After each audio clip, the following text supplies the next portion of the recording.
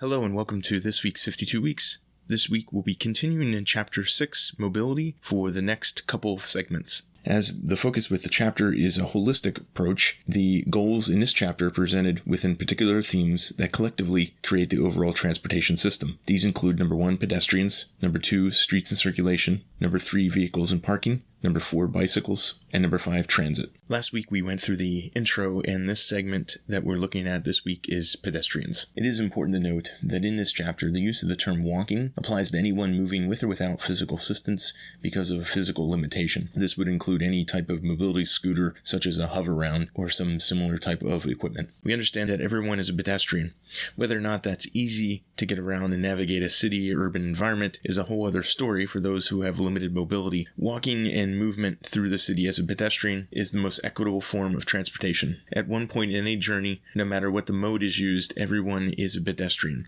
So at some point, wherever you're transferring, whether you're going to or from work or riding on transit, there's always a focus back on being a pedestrian. It must be noted that there are varying degrees of accessibility that comes with being a pedestrian, and that's something that needs to be looked at really deeply. One important thing with the change of 3rd Street and the green infrastructure are the curb cuts. This is also important when we talk about safe streets for schools. Some of the benefits to providing a safe walking environment include the following: improvement in public health, more vibrant streets, opportunities for social interaction, a stronger sense of community, higher retail revenues, and better air quality. And lastly, it's something that is free. Looking at the current conditions of walkability, some areas around Harrisburg have wide sidewalks. They have well-maintained paving, and they're also well-shaded sidewalks with appropriate lighting, so that either during hot summer days you're shaded, or in evening when you're walking, so that the road and path are highly visible. Other areas around the city have narrow sidewalks, are poorly maintained, and paving that's broken up or non-existent, and also lack shade trees, and it contain no lighting. Given the current conditions of walkability, some areas are missing stretches of sidewalk, and others have too many driveway curb cuts, forcing pedestrians to watch out for turning cars that are going in and outside of parking lots. One of the other deficiencies in Harrisburg's walkability is the varied state of crosswalks. Some of them lack conspicuous crosswalks. That impacts pedestrian mobility and employment accessibility. There's also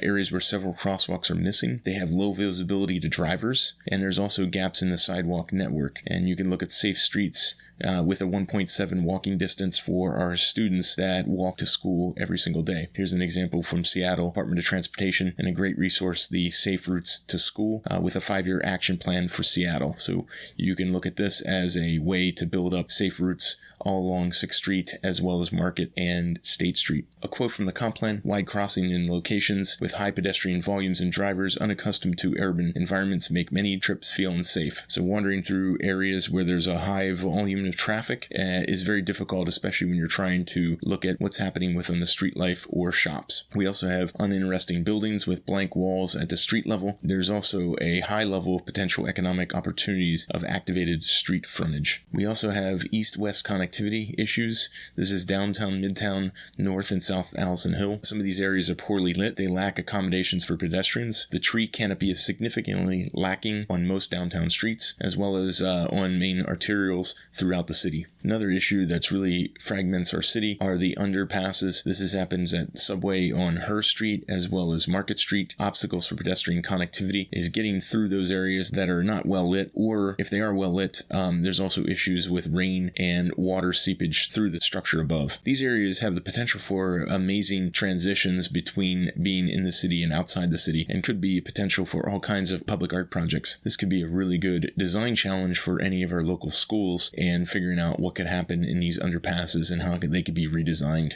to accentuate a transition between downtown to outside the city. Continuing on the conditions of walkability, a couple of quotes here. Condition and maintenance of this infrastructure leaves opportunities for improvements and is not consistently applied across the city. As a result, access to pedestrian-oriented areas is limited and typically requires a car or bus trip for those who do not live in adjacent neighborhoods. We also have an important quote that residential neighborhoods, areas around schools, transit stops, and stations, and activity centers and corridors should be prioritized for pedestrian enhancements. So if we have an action plan to focus on walkability, it would be something where the needs assessment is based on all these areas of pedestrian enhancements and activity. Critically, it would be smart for the city to look at the safe streets and safe routes from all of the school and build from there. So if you strengthen the routes and looking at a walking network for those who do the most walking in our city, that would be the start. You get to accentuate process of walking as well as putting signage around that is school focused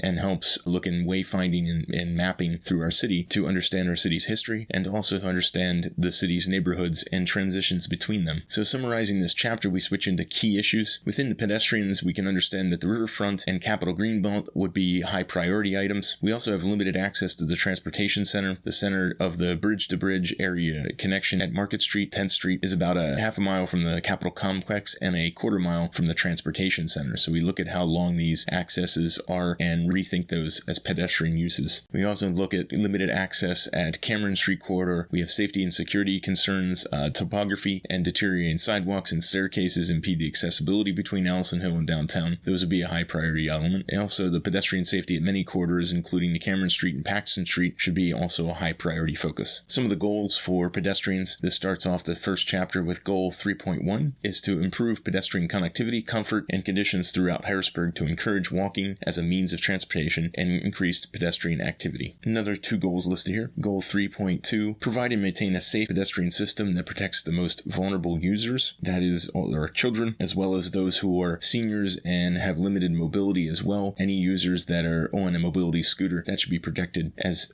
the means of transit through the city. Goal 3.3, promote private development that enlivens street life and encourage pedestrian and bicycle activity. And we look at, lastly, the actions is important as we look at adopt, implement, and maintain a comprehensive, connected, citywide pedestrian network plan that details and prioritizes the creation of new pedestrian facilities within the city. So we take a real deep assessment of our connectivity and from the point of view of pedestrians, and this would also include mobility within those with limited means of movement. This concludes the segment within Chapter 6 Mobility. Please feel free to continue on the segments and learn more about mobility and the issues within Harrisburg.